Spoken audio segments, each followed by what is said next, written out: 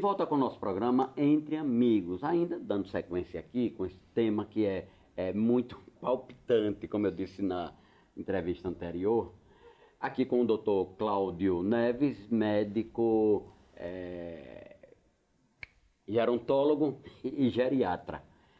Doutor, é muito bonito, é muito importante, eu acho que massageia até o nosso ego quando a gente vê as pessoas alegres, as pessoas satisfeitas, né? Principalmente aqueles casais acima, digamos, de 70 anos, 75, 80, deixando transparecer aquela coisa que você percebe que há uma reciprocidade de ação entre ele e ela. Isso aí é um dos fatores que propicia também uma boa saúde, né? O bem-estar, não é verdade? É verdade. A questão do humor você colocou muito bem. Você está de parabéns e favorece muito a gente traga informações úteis ao telespectador, Luiz. A questão do humor e longevidade tem uma relação muito grande. Por exemplo, a questão do medo do Alzheimer, né? Nós não falamos no programa anterior, é importante passar nesse. E aí nós vamos falar sobre longevidade também. Hoje está se estudando a cada dia a crescente relação de sintomas depressivos e o surgimento de Alzheimer. Então a questão do humor ela pode favorecer o surgimento de várias doenças. Hoje a cardiologia já estuda e mostra que a pessoa depressiva tem maior risco de infarto. Então você passa a ter a depressão como uma doença, uma situação clínica, até mesmo as leves alterações de humor que podem precipitar vários processos crônicos, doenças, como nós falamos anteriormente no bloco anterior, que pode favorecer o surgimento, o agravamento de situações crônicas que vão comprometer a longevidade. Então é importante que a gente não pode separar a existência de doenças crônicas e o processo de longevidade. E aí a questão do humor, a gente tem que alertar. Você falou antes no bloco anterior sobre a questão dos medicamentos. Esses medicamentos sedativos podem precipitar a depressão. E a depressão, muitas vezes, ela existe e não é bem diagnosticada. Porque não existe exame. A pessoa não consegue chegar ali, fazer um exame na clínica, no laboratório e dizer, estou deprimido. Não. Então isso depende muito da perceptividade do profissional de saúde que vai abordar o paciente. E muitas vezes você pega o paciente, às vezes ele vai acompanhado de um familiar e não quer dizer que está desanimado, que está deprimido, para não trazer preocupação ao familiar. Às vezes a gente só consegue colher essa informação quando o paciente está só.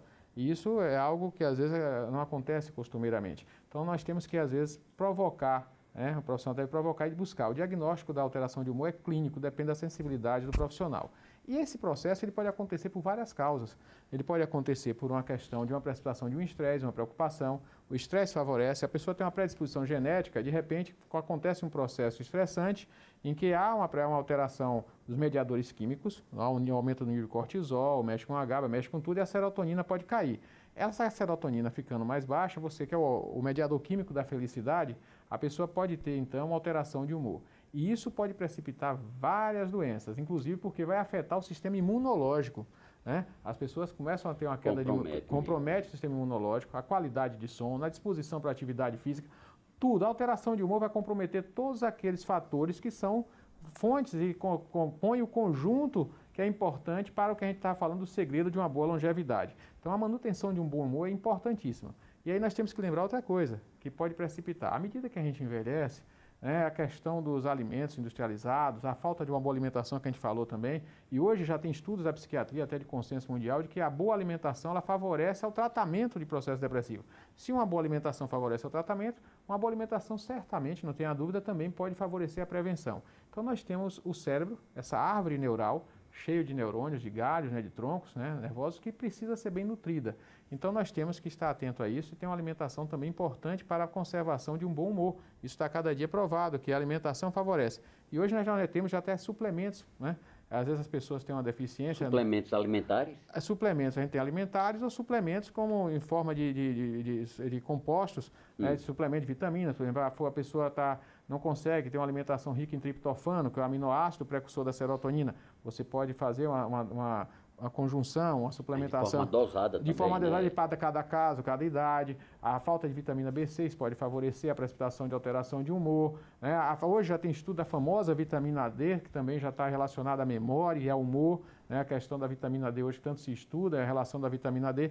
Então hoje já se tem um conjunto de fatores que favorecem realmente uma boa saúde mental. A questão do ácido fólico, tem estudos que já não são novos em relação não somente ao humor, como também à memória, a vitamina B9, que é o ácido fólico. É interessante colocar que tem uns estudos holandeses que já tem algum tempo, e as pessoas não sabem, é um medicamento, um suplemento barato, que é o ácido fólico, muito utilizado para prevenir alteração na gravidez, alterações de nascimento, malformações fetais, né, já muito conhecido, e as pessoas não sabem que o ácido fólico pode prevenir a precipitação de falha de memória. Tem estudos holandeses que mostram que Mas é preciso que haja também uma conscientização, é preciso que mostre, que prove, que haja uma campanha, né? Pronto, mas a gente aproveita para esclarecer. Eu não tinha conhecimento, então, né? E é bom aqui, é uma oportunidade muito então, grande. o que acontece? O ácido fólico é importante. Tem estudos mostrando que a carência de ácido fólico pode precipitar sintomas e até de falha de memória em até 5 anos nas pessoas. Isso pode favorecer o Alzheimer e outros processos demenciais. Então é importante ter um equilíbrio, uma manutenção disso, como também algumas situações tóxicas, como a questão do alumínio. A gente tem notado no consultório um crescente número de pessoas com alumínio elevado, pode também desenvolver precipitação de falha de memória, disposição física, astenia, fraqueza. O alumínio é tóxico, é um metal que não serve para nada no ser humano, e nós temos constatado uma crescente quantidade de pacientes com um elevado nível de alumínio na corrente sanguínea. Então a gente tem que esclarecer essa população. Alguns desodorantes têm muito alumínio. Mas como é que esse alumínio entra no organismo, na corrente sanguínea das pessoas, através de uma, digamos, uma panela que você faz o cozimento ali, raspa? Então, são vários fatores. Hoje, um dos fatores. Agora, recente, na USP, salvo engano, o Serviço de Nutrição fez uma pesquisa e demonstrou que o alimento que mais favorece a liberação de alumínio da panela de alumínio são os alimentos quando realizados com tomate, porque a acidez do tomate favorece a liberação de alumínio da panela. Da própria panela. Estudo do Serviço de Nutrição da USP. Tá vendo aí? Então, a gente tem que ter cuidado realmente com as panelas de alumínio. A nossa água potável da rede pública no país inteiro, já tem vários estados com essa situação, em que as pessoas usam, o sistema público usa o alumínio para decantar a sujeira da água, clarear a água. O clareamento da água é feito com alumínio. Então, muitas vezes, há um excesso de alumínio. Foi feito em nossa capital alguns estudos por alguns pacientes, e todos os pacientes que tinham alumínio alto, que fizeram a amostra das águas, mostrou elevação do nível de alumínio na água potável. Então a gente tem aconselhado o uso do filtro, o filtro antigo, o filtro brasileiro de barro, que foi considerado na Europa o melhor filtro do mundo, é o nosso filtro. É o nosso filtro, as pessoas usam filtros muito, vamos dizer assim, avançados tecnologicamente, mas na realidade nosso filtro de barro ainda é considerado um dos melhores filtros do mundo. E realmente as pessoas que passaram a usar esse tipo de filtro baixaram o nível de alumínio, esclarecendo a população. Essa questão do alumínio aí, eu tenho conhecimento que ele é muito utilizado no tratamento de água com cloro nas piscinas, né? Que eles colocam para decantar, para limpar, deixar a água clarinha.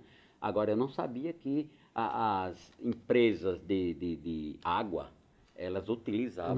Mas o alumínio é pior até que o mercúrio. Detalhe, repare só, as capitais estão crescendo, o processo de urbanização no país é crescente, é grande e rápido. E muitas vezes não há um planejamento. Qual a forma que os governantes têm, os técnicos até, às vezes até as autoridades maiores não sabem, para clarear a água e evitar aquela queixa? A água está escura, está turva e reclamado do poder público. Isso em todas as capitais do país. Na estação de tratamento, você aumentar a estação de tratamento, aumentar os tanques de decantação, isso custa caro, tempo, planejamento, processo, projetos de obra. Então, a velocidade maior é aumentar o decantador, é aumentar a quantidade de alumínio. Vai decantar mais rápido. Eles recorrem a esse artifício, quer dizer, cadê a Anvisa? Cadê aí a questão estadual. O órgão regulador. Não, quem fiscaliza é o próprio Estado, a ação estatal, porque as empresas de abastecimento são estatais. Então você acaba tendo o Estado fiscalizando o Estado e acaba não tendo eficácia nisso. Aí o Ministério Público, acho que já passou até, não tenho certeza, a fiscalizar, mas a gente não observei ainda em questão de publicidade, em jornalismo, resultados sobre isso. Mas a gente tem essa preocupação que acontece em todo o país. E a gente tem um número crescente de pessoas com o nível de alumínio crescendo. Os desodorantes têm alumínios, alguns, porque é para fixar, né? O alumínio é usado como fixador, isso também favorece. O que é utilizado em tratamento dentário, né? Também. Isso também. E alguns queijos, detalhe, queijos que são feitos em forma de alumínios. Então, o pessoal, alguns queijos têm excesso de alumínio, a gente tem que ter cuidado. O importante é a pessoa, quando for seu médico, pedir a dosagem do alumínio, né?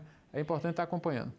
Agora, mudando de um polo a outro, uma pergunta que eu estava muito curioso e tenho absoluta certeza que os nossos telespectadores também.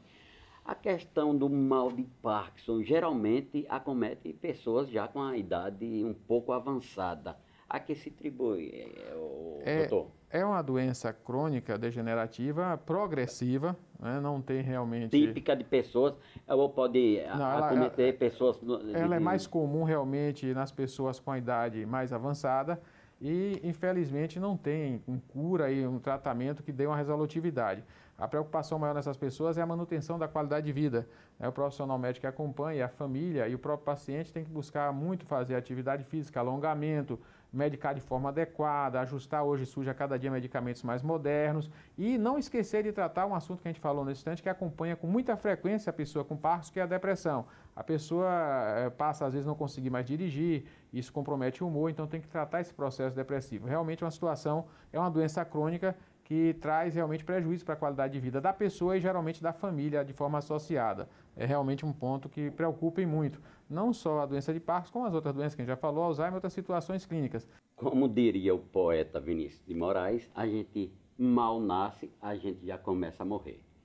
Doutor Cláudio, mais uma vez agradeço por sua atenção aqui no nosso programa, né? E na próxima semana cá estaremos, na apresentação de mais um programa Entre Amigos. Um abraço e até lá.